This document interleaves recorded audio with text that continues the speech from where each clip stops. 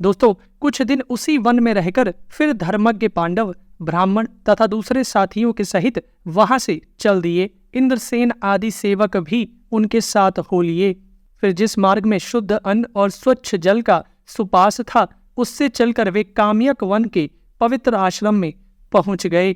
इस प्रकार वन में रहते हुए महात्मा पांडवों के 11 वर्ष बड़े कष्ट से बीते। वे फल मूल खाकर रहते थे, सुख भोगने के योग्य होकर भी महान दुख सहते थे। वे सब के सब महापुरुष थे, इसलिए यह सोचकर कि यह हमारे कष्ट का समय है, इसे धैर्यपूर्वक सहन करना चाहिए, घबराते नहीं थे। राजा युधिष्ठिर सोचते, हमारे भाइयों पर जो यह महान दुख आ पड़ा है, यह मेरी ही करनी का तो फल है। ये सब मेरे ही अपराध से तो कष्ट भोग रहे हैं। ये बातें उनके हृदय में कांटे सी चुभती थी। उन्हें रात भर नींद नहीं आती थी।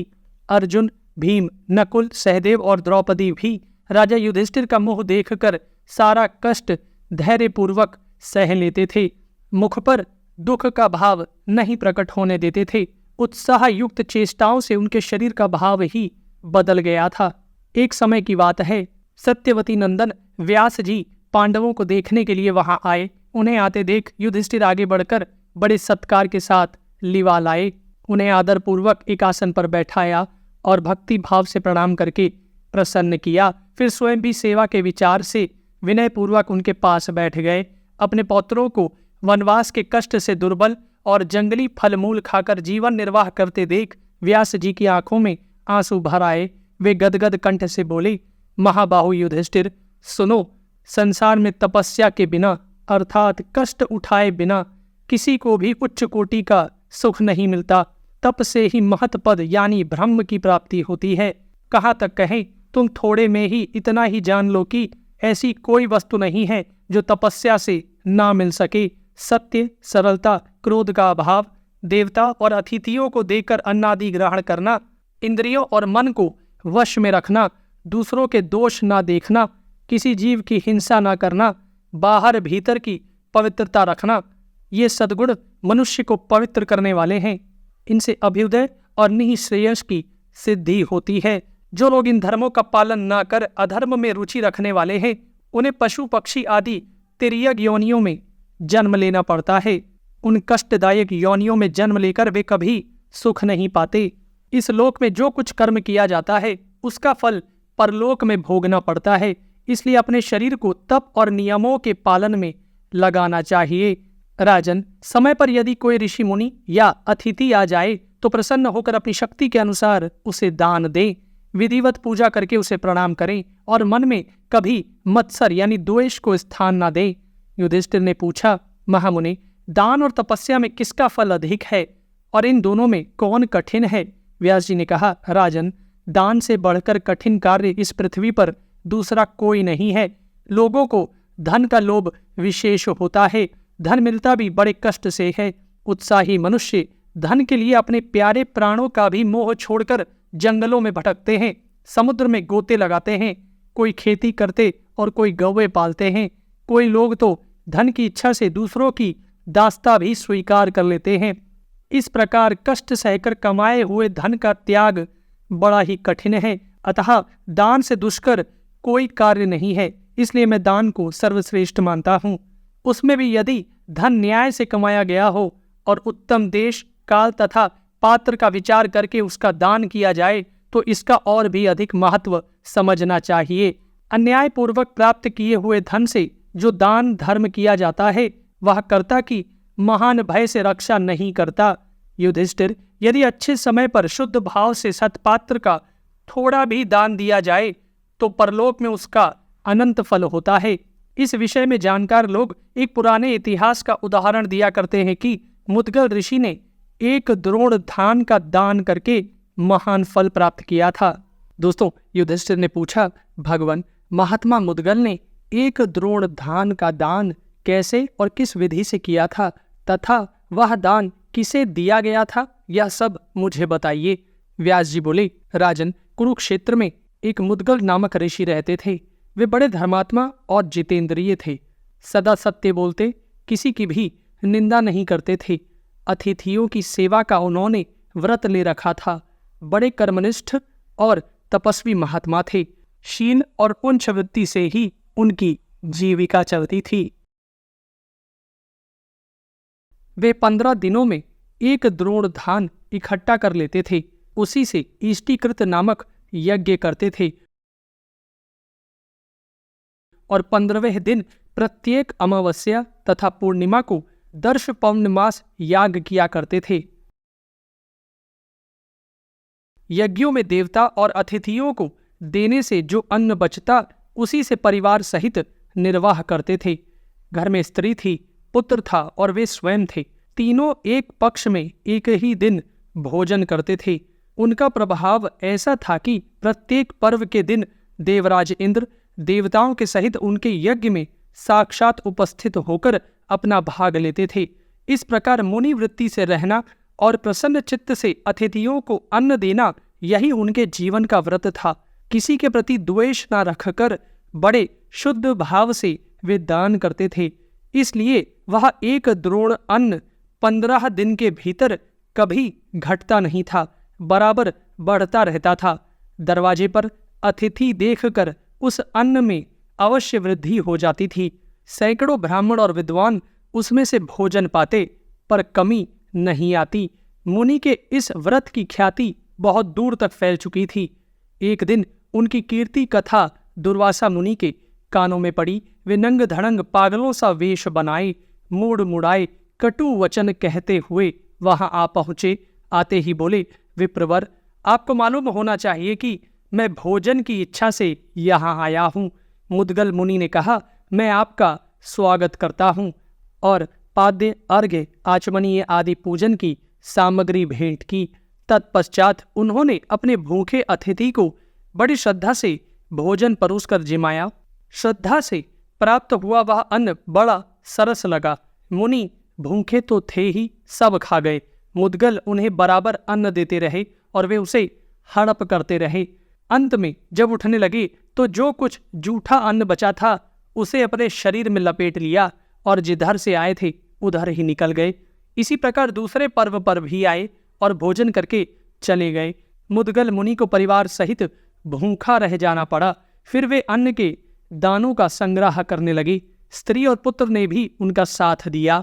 भूख से उनके मन में तनिक भी विकार या खेद नहीं हुआ। क्रोध, ईर्ष्या या अनादर का भाव भी नहीं उठा। वे ज्यों के त्यों शांत बने रहे। पर्व आने पर दुर्वासा मुनि फिर उपस्थित हुए। इसी प्रकार वे लगातार 6 बार प्रत्येक पर्व पर आए, किंतु कभी भी मुद्गल मुनि के मन में कोई विकार नहीं देखा। हर बार उनके चित्त को शांत और निर्मल ही पाया। इससे दुर्वासा मुनि को बड़ी प्रसन्नता हुई। उन्होंने मुद्गल मुनि से कहा, मुनि, इस संसार में तुम्हारे समान दाता कोई भी नहीं है। ईर्ष्या तो तुमको छू तक नहीं गई है। भूख बड़े बड़े लोगों के धार्मिक विचार को हिला देती है और धैर्य हर लेती है। जीभ तो रसना ही ठहरी, यह सदा रस का आस्वादन करने वाली है। मनुष्य का चित्त रस की ओर खींचती ही रहती है। भोजन से ही प्राणों की रक्षा होती है। मन तो इतना चंचल है कि इसको वश में करना अत्यंत कठिन जान पड़ता है। मन और इंद्रियों की एकाग्रता को ही निश्चित रूप से तप कहा गया है। इन सब इंद्रियों को वश में रखकर भूख का कष्ट सहते हुए बड़े परिश्रम से प्राप्त किए हुए धन को शुद्ध हृदय से दान करना अत्यंत कठिन है, किंतु यह सब कुछ तुमने सिद्ध कर लिया है। तुमसे मिलकर मैं बहुत प्रसन्न हूँ। तुम्हारा अपने ऊपर अनुग्रह मानता हूँ। इंद्रिय विजय, धैर्य, दान, शम, दम, दया, सत्य और धर्म, ये सब तुम में पूर्ण रूप से विद्यमान है।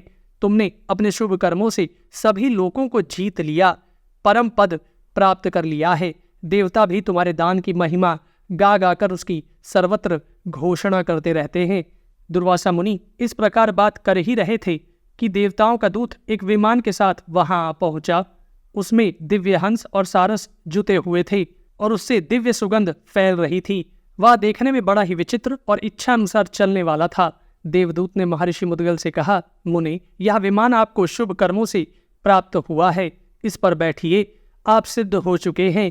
देवदूत की बात सुनकर महर्षि ने उससे कहा, देवदूत, सत्पुरुषों में 7 पग साथ चलने से ही मित्रता हो जाती है। उसी मैत्री को सामने रखकर मैं आपसे कुछ पूछ रहा हूँ। उत्तर में जो सत्य और हितकर बात हो उसे बताइए। आपकी बात सुनकर फिर अपना कर्तव्य निश्चित करूंगा। प्रश्न यह है, स्वर्ग में क्या सुख है और क्या दोष है? देवदूत बोला, महर्षि मुद्गल, आपकी बुद्धि बड़ी उत्तम है। जिसको दूसरे लोग बहुत बड़ी चीज समझते हैं वह स्वर्ग का उत्तम सुख आपके चरणों में लौट रहा है, फिर भी आप अनजान से बनकर इसके संबंध में विचार करते हैं, पूछते हैं यह कैसा है। आपकी आज्ञा के अनुसार मैं बताता हूँ। दोस्तों, देवदूत ने मुद्गल मुनि के प्रश्न का उत्तर देते हुए कहा, स्वर्ग यहाँ से बहुत ऊपर का लोक है, उसको स्वरलोक भी कहते हैं। बड़े उत्तम मार्ग से वहाँ जाना होता है। वहाँ के लोग सदा विमानों पर विचरा करते हैं। जिसने तप, दान या महान यज्ञ नहीं किए हैं अथवा जो असत्यवादी या नास्तिक है, उनका उस लोक में प्रवेश नहीं होता। जो लोग धर्मात्मा, जितेंद्रिय, शम दम से संपन्न और द्वेष रहित हैं तथा जिन्होंने दान धर्म का पालन किया है, वे उस लोक में जाते हैं। इसके सिवा वे शूरवीर भी, जिनकी वीरता युद्ध में प्रमाणित हो चुकी है, स्वर्ग लोक के अधिकारी हैं। वहाँ देवता, साध्य, विश्वदेव, महर्षि, याम, धाम, गंधर्व और अप्सरा, इन सब के अलग अलग अनेकों लोक हैं जो बड़े ही कांतिमान, इच्छानुसार प्राप्त होने वाले भोगों से संपन्न तथा तेजस्वी हैं। स्वर्ग में 33,000 योजन का एक बहुत ऊंचा पर्वत है जिसका नाम सुमेरुगिरी है। वह पर्वत स्वर्ण का है। उसके ऊपर देवताओं के नंदनवन आदि अनेकों सुंदर उद्यान हैं जो पुण्य आत्माओं के विहार के स्थान हैं। वहाँ किसी को भूख प्यास नहीं लगती, मन में कभी उदासी नहीं आती, गर्मी और जाड़े का कष्ट नहीं होता और न कोई भय ही होता है। वहाँ कोई ऐसी अशुभ वस्तु नहीं होती जिसको देखकर घृणा हो। सब और मन को प्रसन्न करने वाली सुगंध छाई रहती है। शीतल मंद वायु चलती है। सब और मन और कानों को प्रिय लगने वाले शब्द सुन पड़ते हैं। वहाँ कभी शोक नहीं होता, किसी का विलाप नहीं सुनाई देता, न बुढ़ापा आता है और न शरीर में थकावट का अनुभव होता है। स्वर्गवासियों के शरीर में तेजस तत्व की प्रधानता होती है। वे शरीर पुण्य कर्मों से ही प्राप्त होते हैं। माता पिता के रजवीर्य से उनकी उत्पत्ति नहीं होती। उनमें कभी पसीना नहीं निकलता, दुर्गंध नहीं आती और मलमूत्र भी नहीं निकलता। उनके कपड़े कभी मैले नहीं होते। वहाँ के दिव्य कुसुमों की मालाएं दिव्य सुगंध फैलाती रहती हैं, कभी कुम्हलाती नहीं। तुम्हारे सामने जो यह विमान है, ऐसे विमान वहाँ सबके पास होते हैं। वे किसी से ईर्ष्या नहीं रखते, द्वेष नहीं मानते, बड़े सुख से जीवन व्यतीत करते हैं। इन देवताओं के लोकों से भी ऊपर अनेकों दिव्य लोक हैं। इनमें सबसे ऊपर ब्रह्म लोक है। वहाँ अपने शुभ कर्मों से पवित्र ऋषि मुनि जाते हैं। वहीं ऋभु नामक देवता भी रहते हैं जो स्वर्गवासी देवताओं के भी पूज्य हैं। देवता भी उनकी आराधना करते हैं। उनके लोक स्वयं प्रकाश हैं, तेजस्वी हैं और सब तरह की कामनाओं को पूर्ण करने वाले हैं। उन्हें लोकों के ऐश्वर्य के लिए मन में ईर्ष्या नहीं होती। आहुति पर उनकी जीविका निर्भर नहीं हुआ करती। उन्हें अमृत पीने की भी आवश्यकता नहीं रहती। उनके देह दिव्य ज्योतिर्मय हैं। उनका कोई विशेष आकार नहीं है। वे सुख स्वरूप हैं। सुख भोग की इच्छा उन्हें कभी नहीं होती। वे देवताओं के भी देवता एवं सनातन हैं। महाप्रलय के समय उनका नाश नहीं होता। फिर उनमें जन्म मृत्यु की आशंका तो हो ही कैसे सकती है। हर्ष, प्रीति, सुख, दुख, राग, द्वेष आदि का उनमें अत्यंत अभाव होता है। स्वर्ग के देवता भी उस स्थिति को प्राप्त करना चाहते हैं। वह परासिद्धि की अवस्था है जो सबको सुलभ नहीं है। भोगों की इच्छा रखने वाले तो उस सिद्धि को पा ही नहीं सकते। ये जो 33 देवता हैं, उन्हीं के लोकों को मनीषी पुरुष उत्तम नियमों के आचरण से तथा विधि पूर्वक दिए हुए दान से प्राप्त करते हैं। तुमने अपने दान के प्रभाव से यह सुखमयी सिद्धि प्राप्त की है। अपनी तपस्या के तेज से दैदीप्यमान होकर अब उसका उपभोग करो। हे विप्र, यही स्वर्ग का सुख है और ये ही वहाँ के अनेकों प्रकार के लोग हैं। इस प्रकार अब तक तो मैंने स्वर्ग के गुण बताए हैं, अब दोष भी सुनो। स्वर्ग में अपने किए हुए कर्मों का ही फल भोगा जाता है, नया कर्म नहीं किया जाता। वहाँ का भोग अपनी मूल पूंजी गंवा कर ही प्राप्त होता है। मेरी समझ में यही वहां का सबसे बड़ा दोष है कि वहां से एक ना एक दिन पतन हो ही जाता है। सुखद ऐश्वर्य का उपभोग करके उससे निम्न स्थान में गिरने वाले प्राणियों को जो असंतोष और वेदना होती है उसका वर्णन करना कठिन है। उनके गले की माला कुमला जाती है, यही स्वर्ग से गिरने की सूचना है। यह देखते ही उनके मन में भय समा जाता है कि अब गिरा। उन पर रजोगुण का प्रभाव पड़ता है। जब गिरने लगते हैं तब उनकी चेतना लुप्त हो जाती है, सुध बुध नहीं रहती। ब्रह्मलोक तक जितने भी लोक हैं सब में यह भय बना रहता है। मुद्गल मुनि ने कहा, ये तो आपने स्वर्ग के महान दोष बताए, इनके अतिरिक्त जो निर्दोष लोक हों उसका वर्णन कीजिए। देवदूत ने कहा, ब्रह्मलोक से भी ऊपर श्री विष्णु जी का परम धाम है। वह शुद्ध सनातन ज्योतिर्मय लोक है, उसे पर ब्रह्म पद भी कहते हैं। विषयी पुरुष तो वहां जा ही नहीं सकते। दंभ, लोभ, क्रोध, मोह और द्रोह से युक्त पुरुष भी वहां नहीं पहुंच सकते। वहां तो ममता और अहंकार से रहित, द्वंद्वों से परे रहने वाले जितेंद्रिय तथा ध्यान योग में रहने वाले महात्मा पुरुष ही जा सकते हैं। मुद्गल, तुम्हारे प्रश्न के अनुसार ये सारी बातें मैंने बता दी। अब कृपा करके जल्दी चलो, देर ना करो। व्यास जी कहते हैं, देवदूत की बात सुनकर मुद्गल ऋषि ने उस पर अपनी बुद्धि से विचार किया और फिर बोले, देवदूत, मेरा आपको प्रणाम है। आप प्रसन्नता से पधारिए। स्वर्ग में तो बड़ा भारी दोष है। मुझे उस स्वर्ग से और वहां के सुख से कोई काम नहीं है। पतन के बाद तो स्वर्गवासियों को बड़ा भारी दुख और पश्चाताप होता होगा, इसलिए मुझे स्वर्ग नहीं चाहिए जहां जाकर व्यथा और शोक से पिंड छूट जाए। केवल उसी स्थान का अब मैं अनुसंधान करूंगा। ऐसा कहकर धर्मात्मा मुनि ने देवदूत को तो विदा कर दिया और स्वयं पूर्ववत शिलोंच वृत्ति से रहते हुए उत्तम रीति से शम का पालन करने लगे। दोस्तों, व्यास जी ने मुद्गल मुनि की कथा को समाप्त करते हुए कहा, मुद्गल मुनि की दृष्टि में निंदा और स्तुति, मिट्टी का ढेला और सुवर्ण सब एक से हो गए। वे विशुद्ध ज्ञान योग का आश्रय ले नित्य ध्यान योग की परायण रहने लगी। ध्यान से वैराग्य का बल पाकर उन्हें उत्तम बोध प्राप्त हुआ, जिसके द्वारा उन्होंने मोक्ष रूपा परम सिद्धि प्राप्त कर ली। इसलिए युधिष्ठिर, तुम्हें भी शोक नहीं करना चाहिए। मनुष्य पर सुख के बाद दुख और दुख के बाद सुख आता रहता है। 13वें वर्ष के बाद तुम्हें अपने पिता पितामहों का राज्य अवश्य प्राप्त होगा। अब अपने मन की चिंता दूर करो। भगवान व्यास युधिष्ठिर से इस प्रकार कहकर पुनः तप करने के लिए अपने आश्रम पर चले गए।